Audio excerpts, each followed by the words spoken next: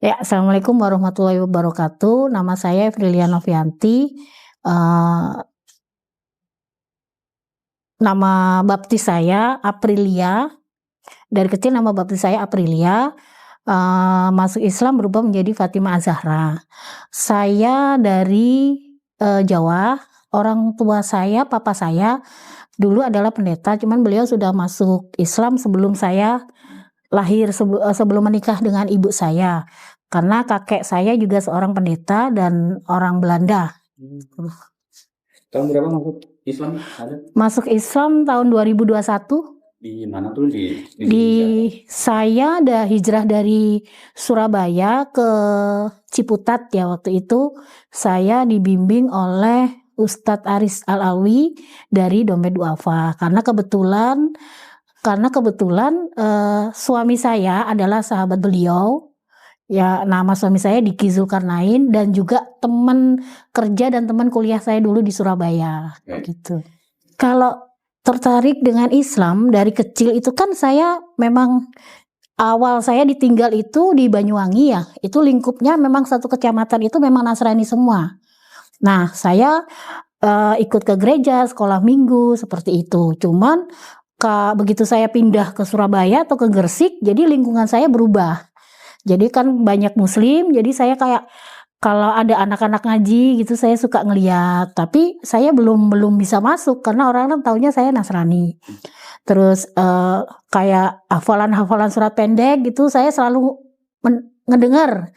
Terus kalau ada puasa atau pondok Ramadan tuh saya selalu pengen ikut. Cuman waktu itu saya belum ingin punya keinginan, cuman masih belum srek gitu aja.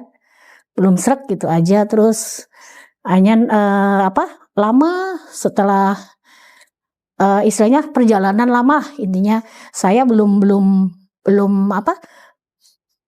berkeinginan. Jadi dari kecil memang saya ke gereja tidak, ke masjid juga enggak. Gitu. Terus triggernya apa tuh? Trigger bener-bener kayaknya masuk Islam nih gitu. Masuk Islam itu mungkin kalau buat orang yang umum ini ya kayak telat gitu ya. Telat gitu karena saya masuk Islam itu 2021 saat umur saya sudah 40 lebih, 42 lah. Nah, itu jadi saya pengen masuk Islam itu karena begitu anak saya menikah dengan suami yang Islam. Namun mantan suami saya ini meskipun beliau itu dalam agama bagus, tapi beliau tidak mengajak saya ke hal-hal yang baik, yang menurut Islam baik itu tidak. Nah, akhirnya begitu saya dan suami itu istilahnya bercerai, kita memutuskan untuk sendiri-sendiri. Nah, dari situ saya kan hidup mulai sendiri dengan anak-anak, dengan istilahnya dengan aktivitas saya yang harus cari kerja untuk nafkah anak. Nah, akhirnya pernah ada satu kejadian yang buat saya itu emang benar-benar saya harus masuk Islam. Nah, waktu itu saya saya bekerja sebagai SPG. Nah, saya bekerja itu di mall di Surabaya Plaza, Royal Plaza Surabaya.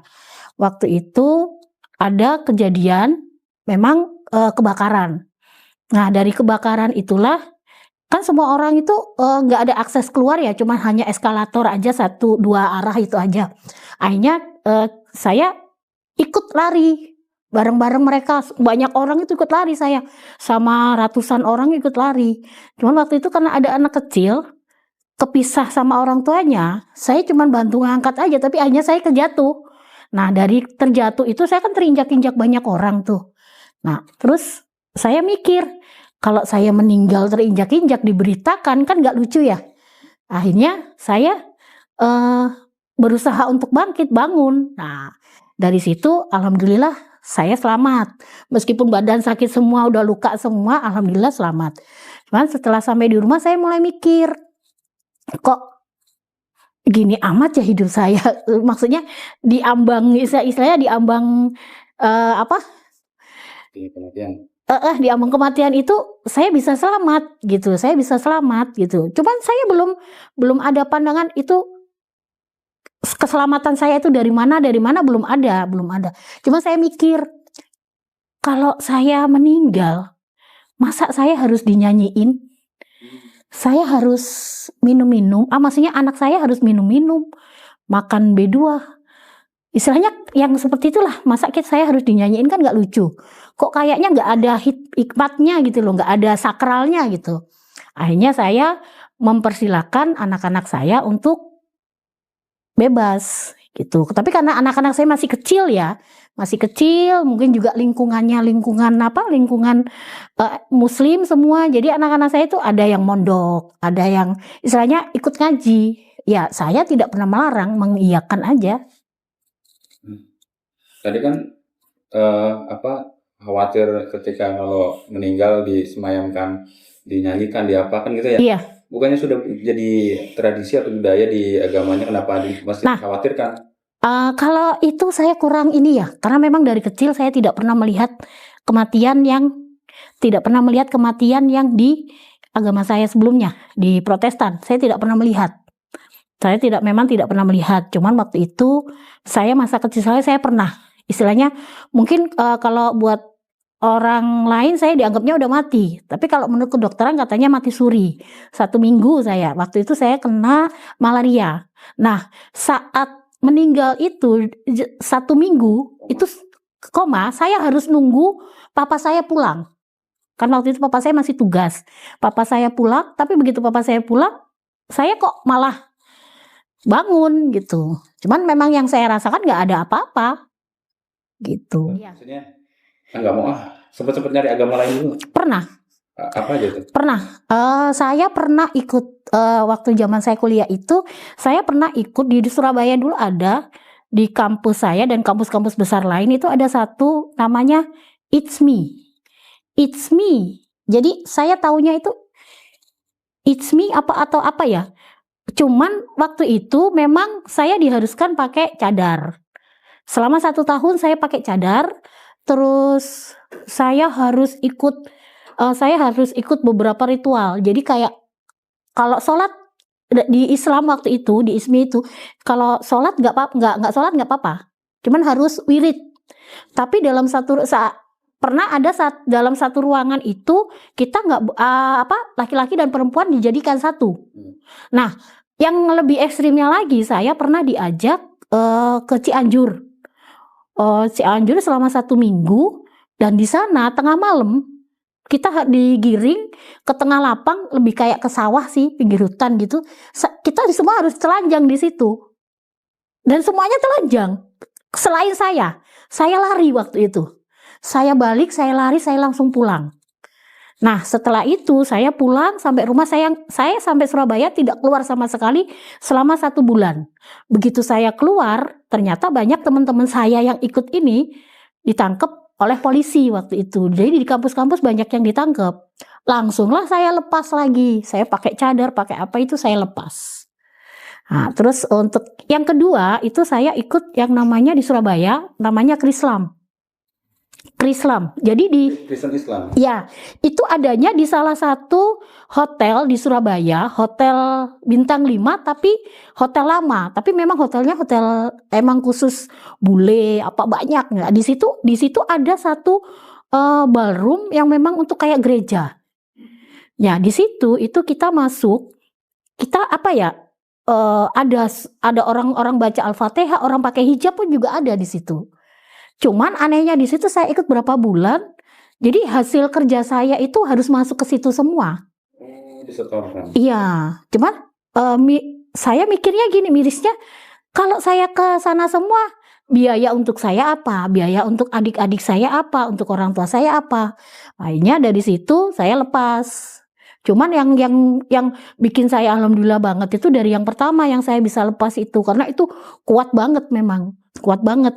Seandainya waktu itu tidak ada sidak dari pemerintah atau polisi, mungkin saya masih dicari sama mereka, nggak tahu hidup saya sekarang kayak gimana. Karena memang waktu itu banyak yang hilang dan banyak yang nggak kembali gitu. Itu dapat informasi kayak begitu diajak-ajak atau gimana?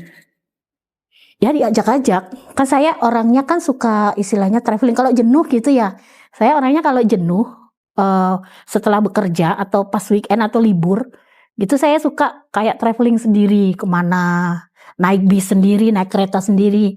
Ntar sampai stasiun sana balik lagi pulang. Naik bis juga gitu. Surabaya ke Jogja, nanti sampai Jogja pulang lagi. Cuman untuk ngilangin apa pusing aja. Cuman ya dari situlah punya kenalan, punya ini kayak gitu. Kalau yang pertama emang itu dari teman-teman kuliah. Berarti belum sama sekali bersentuhan dengan ajaran Islam yang benar-benar. Belum. Gimana temennya? Kalau yang di mana? Yang mana? Ya, udah klik dengan ketemu dengan ajaran Islam yang benar. Yang ketemu dengan ajaran Islam yang benar itu sesudah saya bercerai dengan suami. Dan kan anak-anak saya juga nggak mau dong anak-anak saya itu seperti kayak broken home. Kalau di ajaran saya yang Protestan memang dikenalkan dengan kasih ya. Cuman kalau saya kok kayaknya nggak kena banget gitu loh. Kayak saya kayak masih kurang. Jadi kayak saya itu kayak kalau mobil-mobilan kayak kurang baterai gitu loh. Powernya kurang. Jadi bingung saya, saya harus gimana. Nah semenjak itu saya terus anak-anak saya kan nama juga saya kasih nama Islam memang dari kecil. Hanya saya mulai bukan ke belajar sih, cuma saya ngelihat temen atau siapa gitu sholat saya lihat. Hanya saya sholat. Cuma sebelum saya masuk Islam berapa tahun 2 tahun atau 3 tahun saya melakukan sholat. Sholat maghrib, sholat tahajud, terus sholat duha gitu. Saya ikutin ngaji pun saya ngaji. Cuma saya pakai yang Latin. Nah, cuman saya ngaji sholatnya saya memang untuk hafalan doanya kan saya belum bisa. Jadi kalau mau sholat maghrib nih ya, cuman ya Allah saya niat sholat maghrib, udah itu aja nanti. Terus baca Al-Fatihah kalau surat pendek saya sudah bisa, lainnya saya nggak bisa. Jadi kayak udah gerak-gerak sendiri begitu. Lama akhirnya saya menikah. Setelah bercerai saya menikah yang kedua. Terus suami saya masuk penjara. Nah dari situ saya juga mulai ini lagi, bingung lagi. Akhirnya begitu suami saya ini keluar dari penjara kan beliau ngejar saya nih, mau bunuh saya sama anak-anak. Makanya saya langsung ketemu dengan suami saya yang sekarang ini. Beliau kan 23 tahun gak ketemu lagi ngajak istilahnya ngajak nikah ya. Akhirnya saya hijrah dari Surabaya ke Ciputat waktu itu lah. Dari Ciputat saya diterima dengan baik oleh Ustadz Aris Alawi. Terus saya akhirnya syahadat di Dompet Duafa. Syahadat di sana 1 hari kemudian baru menikah. Walaupun tadi sering bersinggungan dengan umat Islam ya. Iya. Tadi nama anaknya juga di nama-nama Islam. Tapi kan tentu opini-opini atau framing di luar tentang Islam juga kan banyak yang negatif ya. Iya. Nah, Ibu bagaimana tuh pandangan terhadap Islam sebelum Ibu masuk jadi seorang mualaf? Kalau pandangan saya terhadap Islam sebenarnya untuk individunya orang-orangnya sama baik. Cuman untuk pandangannya ke Islamnya sendiri saya lebih ke untuk diri saya sendiri sama anak. Jadi saya itu kayak kalau saya sholat, saya ngaji itu agak-agak ada tenang gitu loh. Apalagi waktu itu kan saya sering ngedengar sholawat. Kalau kita biasa di Nasrani kan kalau saya ketakutan tuh darah Yesus gitu kan. Kalau di sini kan astagfirullahaladzim, itu kayak beda gitu loh. Jadi kita ngomong astagfirullah itu udah kayak tenang aja gitu. Jadi udah kayak nggak ada beban setelah ngomong seperti itu. Makanya saya mantapkan lagi begitu saya hijrah ke sini. Saya niat hijrah, saya nggak kepingin lihat masa lalu, pingin lihat anak-anak saya bisa lebih baik lagi. Makanya saya langsung hijrah, terus ketemu suami saya yang sekarang yang Masya Allah. Jadi seorang muslimah lalu hijrah itu bagaimana reaksi keluarga besar itu kan tadi kan petinggi orang Kristen semua tuh tadi. Kalau keluarga besar itu kan di Sumatera ya, di Sumatera. Dan orang tua saya sebelum saya ini kan sudah meninggal semua. Papa sudah meninggal, mama juga sudah meninggal, kakek udah meninggal lama. Sudah meninggal lama. Cuman keluarga saya yang di Malang emang masih Nasrani semua, dan alhamdulillahnya mereka tidak pernah kepo dengan intinya di keluarga papa saya itu tidak ada yang intinya kepo-kepoan atau lu begini nggak ada. Nggak ada. Iya, cuman kalau masalah warisan nggak tahu, beda. Masalah warisan beda. Putus gitu ya. Iya. Kalau masalah warisan udah putus. Oh, di belakang sama begitu juga. Oh, saya malah kalau warisan mah udah istilahnya papa saya yang cuman anak tunggal dengan begitu banyak harta yang harusnya anak-anaknya ini hidupnya berkecukupan, jadi udah. Tapi memang almarhum bapak saya udah bilang kalau masalah warisan seandainya kamu dizolimi atau apa, biarkan. Emang warisan itu emang nggak ini. Emang saya baca juga ada waktu itu ada kajian ustadz juga, itu saya dengar beliau juga ngomong kalau warisan itu memang tidak bisa diharapkan gitu. Jadi saya, papa saya aja yang punya cuek, apalagi anaknya, udah saya cuek aja gitu. Jadi itu perlakuan yang normatif atau yang maksudnya lebih ke tendensi gitu, gara-gara masuk Islam diputus? Oh enggak, itu beda. Okay. Ibu masuk Islam dari tahun 2021 sampai sekarang itu apa Bu hambatan Ibu tuh menjadi seorang Muslim itu apa? Kalau baik dalam diri Ibu maupun lingkungan ya. Kalau hambatan kalau dari keluarga sih tidak ada. Apalagi ke suami ya, karena suami saya masya Allah banget orangnya selalu mendukung. Jadi kalau saya ada pengajian atau kajian dimanapun, pulang malam, pulang subuh, nggak pulang pun suami saya mangga. Intinya asalkan sesuai sama apa yang saya lakukan, sesuai sama syariat agama, udah itu aja. Cuman kalau lingkungan, saya kan tinggal di Bogor. Kalau lingkungan itu tidak mendukung, maksudnya tidak mendukung kan, mereka notabene semua Islam. Cuman tidak mendukungnya itu seperti ini. Kayak apa ya, beda. Kalau kumpul-kumpul sama teman-teman sesama mualaf sama yang di sana itu beda. Jadi kalau di sana itu kayak nih saya nih ya kontrakan nunggak. Udah satu kampung udah geger. Itu si ini gitu. Jadi kayak kok gini ya? Maksudnya kok yang Islam dari dulu kok malah seperti ini. Saya sempat kaget tuh. Sempat istilahnya apa ya? Cuman yang sempat apa ya, ada banyak yang ngajak balik gitu ya, pendeta ya pastor, ada banyak. Gimana ajakannya, gimana ada contohnya? Ajakannya gini, Zara, hidup lu belangsak kayak gini, ngapain lu? Udah balik lagi deh gitu, nanti anak lu ditolong, kan lu tahu sendiri ada perpuluhan. Nah, ada yang ngomong kayak gitu, ada yang langsung ngasih duit, ada.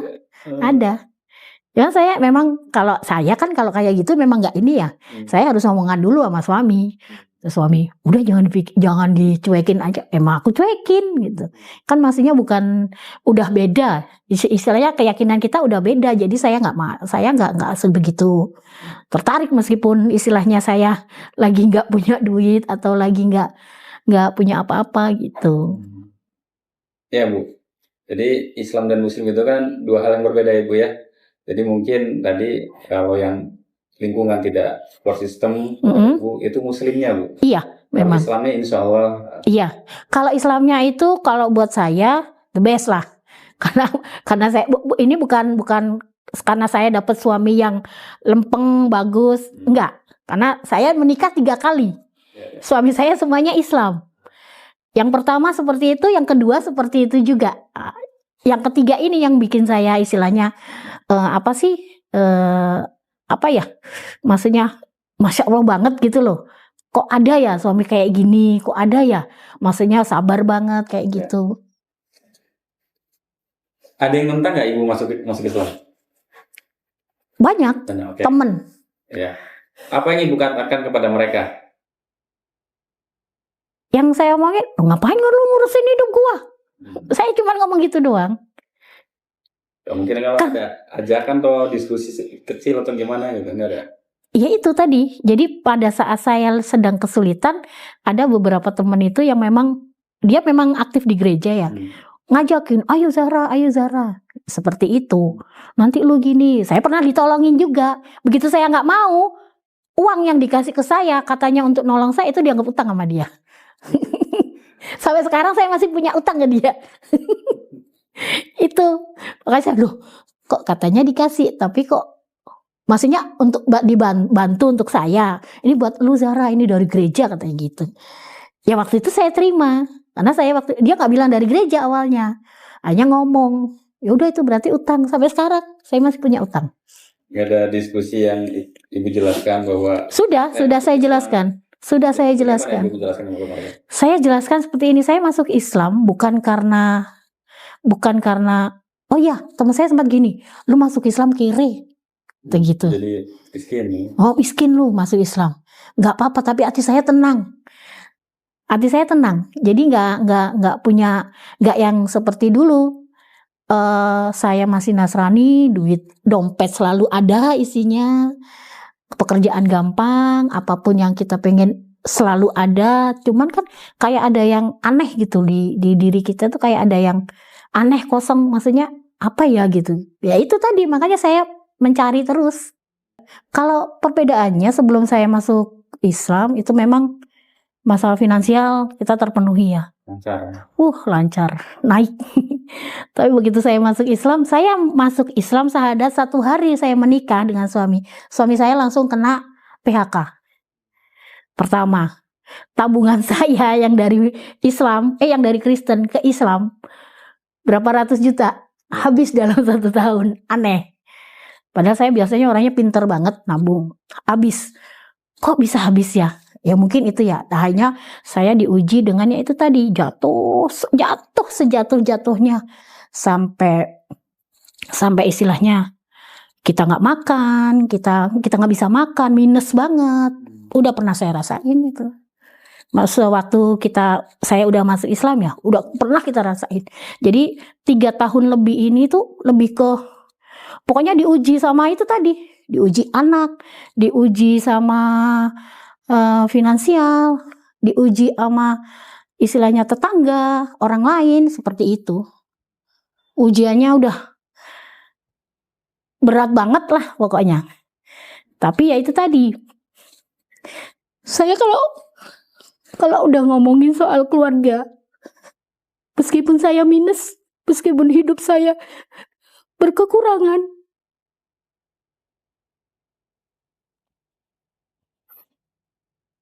tapi buat saya tenang. Pertama, suami saya soleh, anak saya soleh, anak saya yang pertama,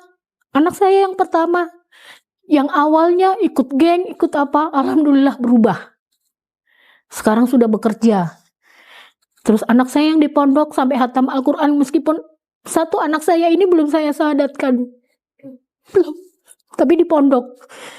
Kemarin saya sudah sempat ngomong sama ustadznya, kalau anak saya ini belum pernah disyahadatkan. Cuman kata ustadz nanti kita syahadatkan. Gitu.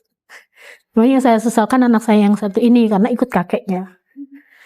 Jadi kehidupan saya yang sesudah masuk Islam ini, meskipun minus, bukan saya anggap ini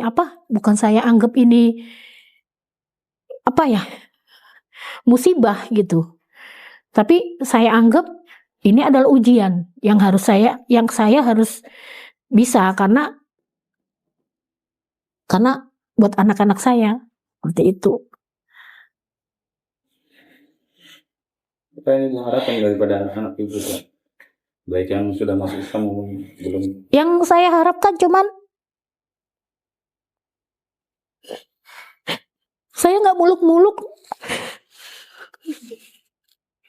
supaya anak saya jadi anak yang soleh, baik, punya adab, sopan santun. Itu aja, saya nggak minta muluk-muluk anak saya. Intinya kalau saya meninggal, mereka bisa mendoakan saya. Yang intinya saya banyak dosa buat anak-anak saya. Saya banyak sekali dosa terhadap orang tua saya, apalagi terhadap anak-anak saya.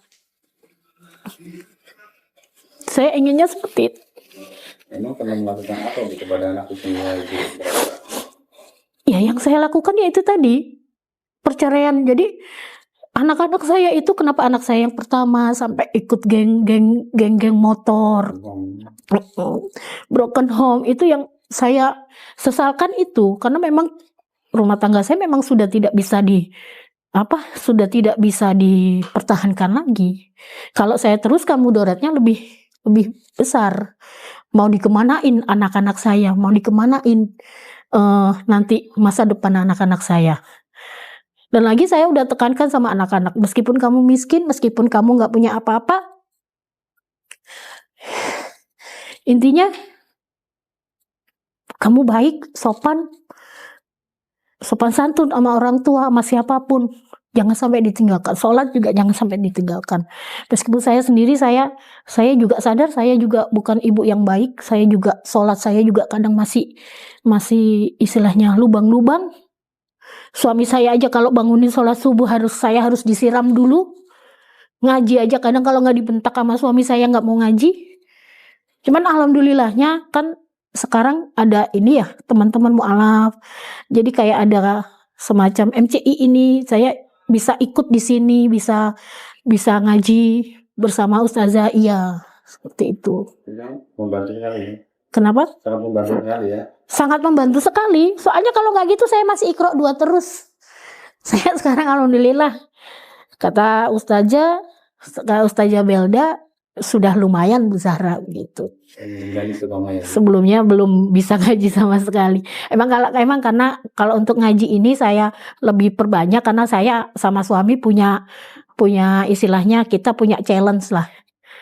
Saya dibebasin, tapi saya harus bisa ngaji. Nanti kalau sudah bisa, saya akan ngaji bareng sama suami gitu.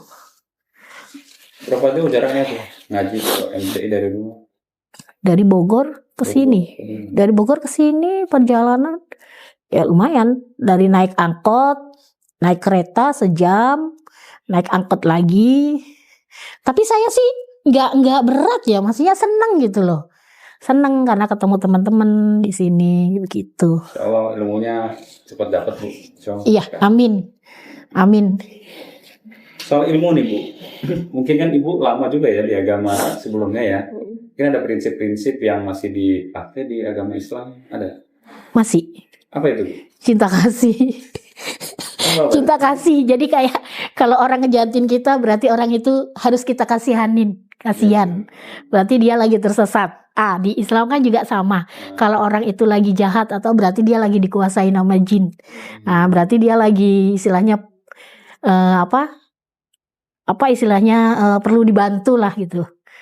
Kan hampir ini. Emang itu sih yang dari dulu ditekankan sama papa saya seperti itu. Meskipun papa saya galak banget. Tapi yang jelas bukan soal akidah toh ya? Bukan. Kalau itu belum, jauh, saya masih harus belajar. Apa yang Ibu harapkan sebagai seorang muslimah di sosial, di lingkungan? Saya sih berharapnya nggak berharap saya harus jadi jadi ustazah, pengajar atau apa. Saya sih berharapnya ya dengan selama ini saya ini ya dengan tingkah laku aja. Selama saya sopan terhadap orang, sopan santun, cara ngomong kita, cara bicara kita dengan orang-orang sekitar atau orang yang kita temui. Itu aja sih. Kita contohkan sama perilaku aja. Kalau saya nggak mau yang terus terang aja, saya orangnya nggak mau ribet. Saya nggak mau ribet, saya nggak mau kepo. Jadi ya saya ini sama perilaku aja. Orang kan bisa menilai. Itu aja sih. Akhlak ya. Iya. Ibu sebentar lagi kan 25 Desember ya. Iya. Nah ini berkaitan dengan bagaimana Ibu menyikapi perbedaan ya. Iya. Juga menyikapi perasaan mereka, ya, teman-teman Ibu gitu ya, yang masih berkomunikasi, juga menjaga akidah Ibu kan. Itu bagaimana tuh menyikapi nanti perbedaan-perbedaan itu? Kalau perbedaan itu saya nggak ini sih, kalau pas Natal gitu ya, banyak teman-teman saya yang ngundang apa gitu. Memang saya nggak datang, dan mereka sudah saya kasih tahu. Mungkin omongannya kan, lu dulu juga gitu. Nah, saya cuman ngomong aja kalau sekarang saya kan berbeda. Jadi saya tidak bisa. Kalau dulu masih bebas, sekarang saya sudah nggak bisa. Mohon maaf sekali karena kita udah oke lah, kita satu rumpun, satu Indonesia, cuman udah berbeda keyakinan gitu aja. Sekalipun ngucapin? Enggak ngucapin juga? Enggak. Ya. Kalau ada teman-teman mungkin dari muslim dari lahir itu, ngucapin gimana Ibu? Bisa ngasih tahu nggak? Saya biasanya cuman gini, kalau mau ngucapin jangan semuanya. Oh gitu. Iya. Jangan semuanya, udah selamat gitu aja. Kalau nggak semuanya, cuman, selamat ya, udah gitu aja.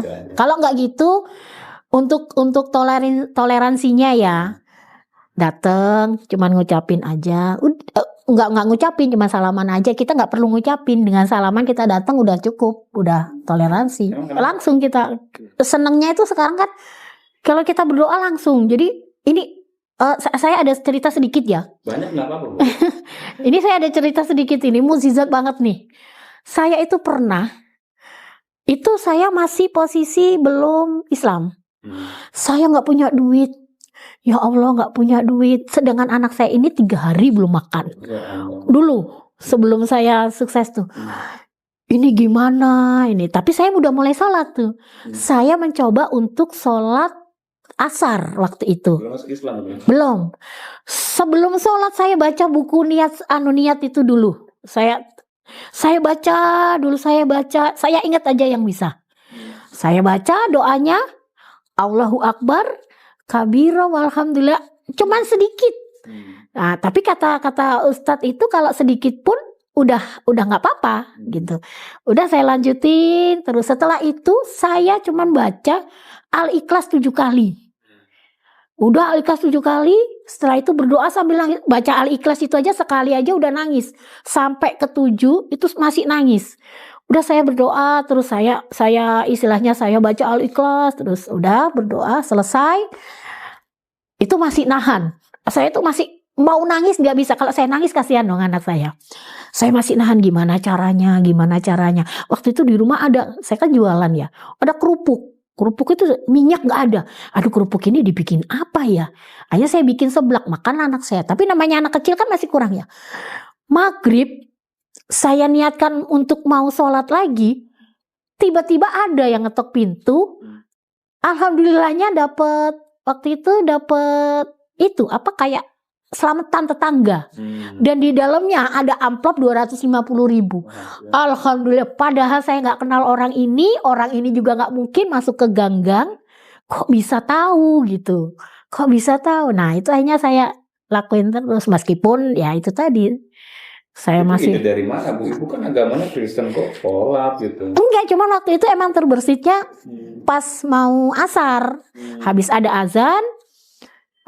azan, anak saya ke masjid, itik berangkat ke masjid. Masjid anaknya masih kecil, masih TK kecil. Tapi kan nggak syahadat, maksudnya dari kecil. Enggak, cuman cuman dia kan masuk, udah pokoknya ikut ke masjid. Dia ikut, soalnya katanya kalau di masjid itu kadang biasanya ada makanan Bu. Ya udah ke sana. Akhirnya saya gini, aduh gimana, masih mikir. Ya udah yang saya lakuin